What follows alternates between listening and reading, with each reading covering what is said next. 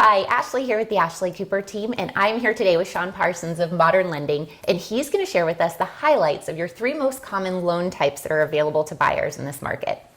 All right, Sean, give us a little rundown. Of course. Thanks for having me, Ashley. So your three most common types of loan programs typically are going to be an FHA loan, a conventional loan, or a VA loan. Okay.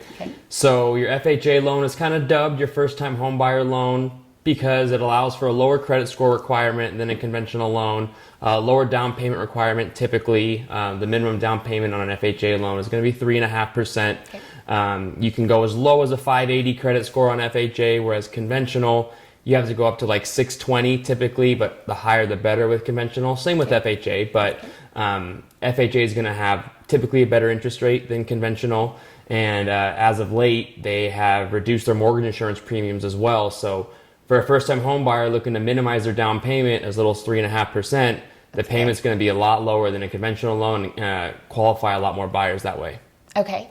And, you know, when we were off camera, Sean actually cleared up a myth that a lot of people do think, like Sean said, FHA is known for being a first-time home buyer program, but in actuality, it actually benefits to use the program versus using a conventional in some cases, and you don't have to be a first-time home buyer. So can you tell us a little bit more about that? Yeah, actually. So the FHA loan, with the reduction in mortgage insurance rates that they just had, makes sense for a lot of loans if you're putting down 15% or less. The biggest caveat, especially here in Riverside County, is that the loan limits are lower on an FHA loan than they are conventional. Okay. That makes sense. So what price point would be most beneficial to using an FHA loan in Riverside County? So in Riverside County, the FHA loan limit is $644,000. Okay. Meaning if you're putting down the minimum down payment required of 3.5%, you can afford a house of around $667,000.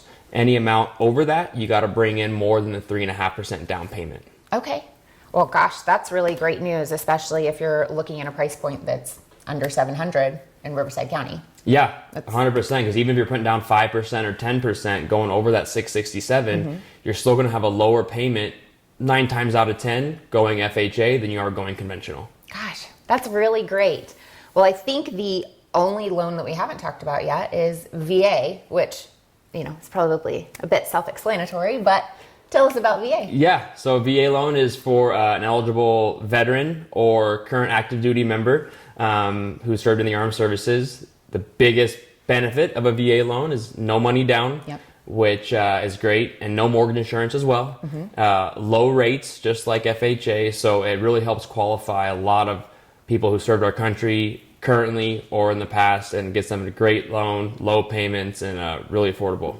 That is wonderful. And now, I do have buyers ask me frequently if they currently have a VA on their current home and they're buying a new home, do they need to sell their current home or refinance prior to making the new purchase? So there are a lot of different options. If you want to use what we call 100% of your entitlement on a VA loan, meaning you can get this new loan with no money down, you do have to either sell your current home, that is, we call it tied up with your VA benefits, or refinance that home into a conventional loan, and that's one way to free up your eligibility. If you do not want to do that and you want to keep that VA loan on the home that you own, not a big deal. You do have what's called secondary entitlement, and there's a calculation that we, the lender, do to determine how much entitlement is used based on the current loan you have on the home that you own, what the loan limit is in the county that you're buying in, and what the purchase price is of your new house. And then there's a calculation we do to determine a down payment that would be required to still get a VA loan, even though you have one on the home that you still own as well. That's awesome. Yep. That's really great news.